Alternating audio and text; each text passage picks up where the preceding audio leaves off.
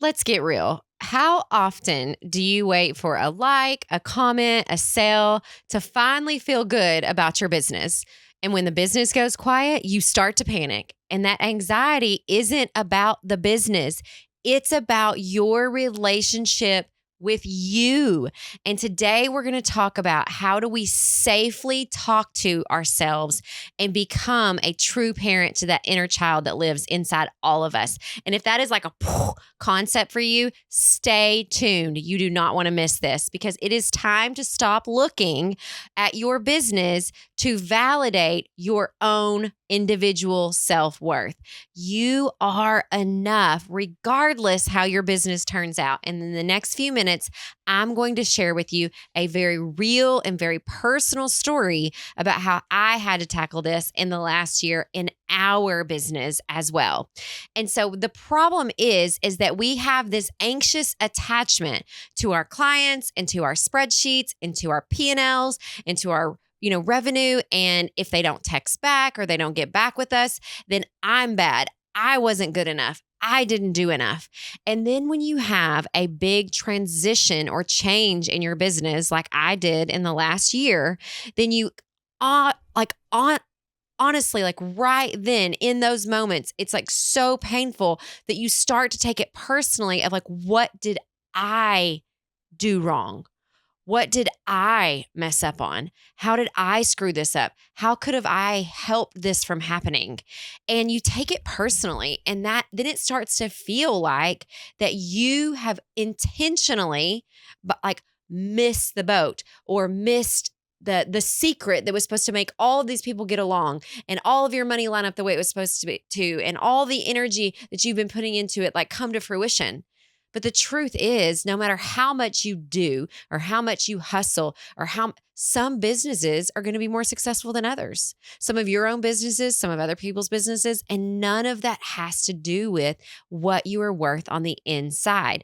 And I had to come to terms with no matter what happens with my staff, no matter what happens with our balance sheets, no matter what happens with the revenue, I am still who I am. I'm still someone who shows up, who is kind, who believes, who is honest, and who works hard. And when you start to realize the things that you truly believe about yourself, and you notice that no matter what happens in my business, that doesn't change those things about me. It doesn't change that I'm a good mom and a great friend and a caring and compassionate family member. It doesn't change that.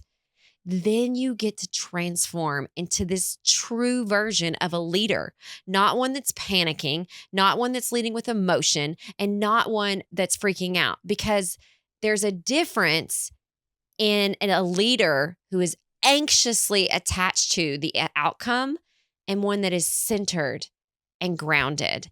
And I'm no psychologist, but any psychologist will tell you that a lot of that has to goes back to our inner child and how we were raised. And so the first thing we have to do as leaders is start to check in with ourselves and recognize the physical sensations going on in our body. Like, is it tight? Is it buzzing? Am I starting to get up here really quickly versus being able to take in information and realize we've taken a little more debt on? So let's develop and formulate a plan so that we can. Well, it sounds like that Johnny is really struggling with his communication skills. What are some tools we have in our toolbox that could help Johnny? Instead of being the leader that's like, well, that's just not going to work, and we just need to get rid of him. And you know what? I mean, we just got to make more money so we can pay that off. And being able to be balanced and show up well is going to translate onto your team.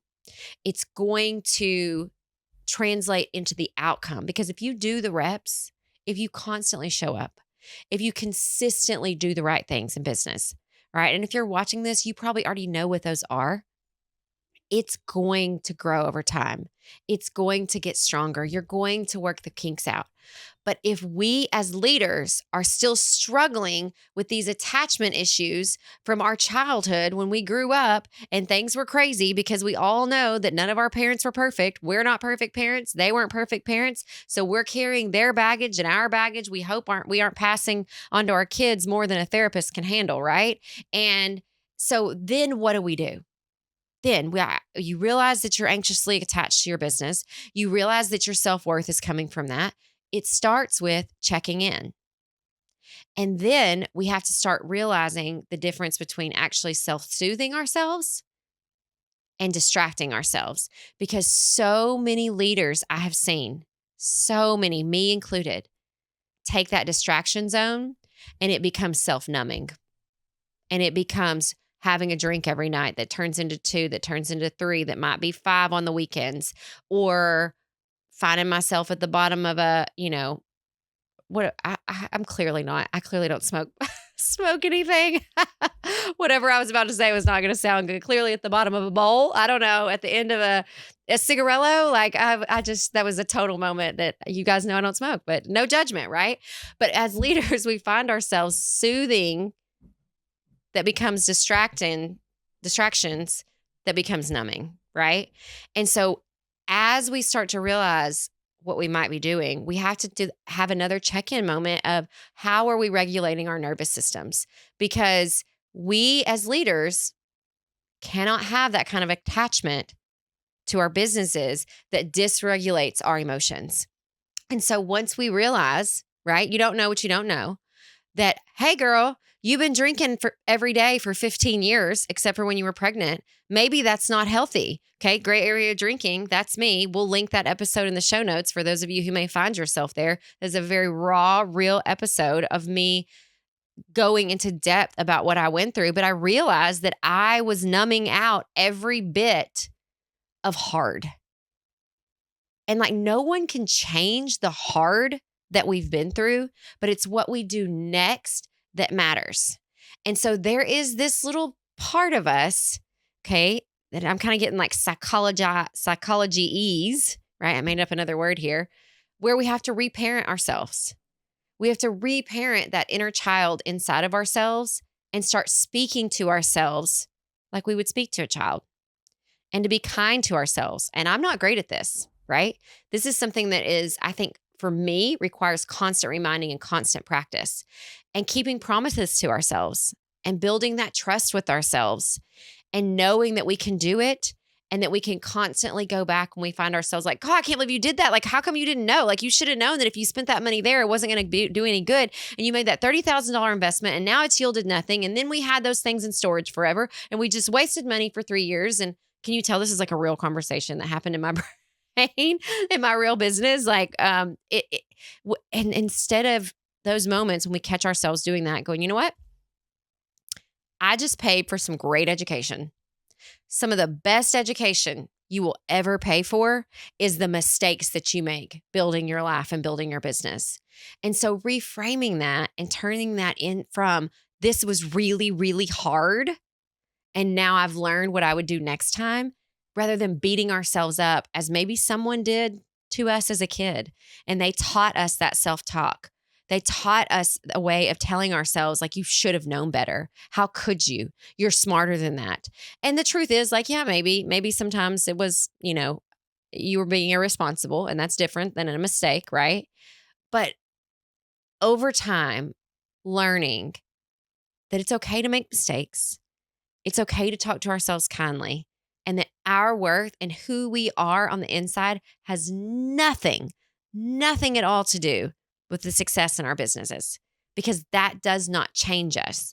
And I think that mindset shift is what takes you from managing a business to truly leading teams that one day you could give the business to, you could sell the business off to an investor, to someone else, but it creates a system rather than just constant chaos and want to. Because when you build that secure attachment with yourself, you stop needing the business to save you.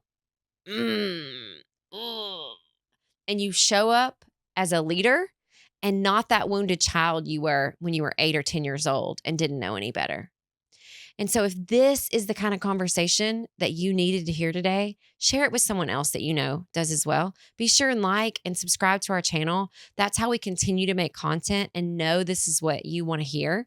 And if you want to go deeper, click the link in the description box and we can have a call together and talk about where it is you're struggling in your business and what is next for you.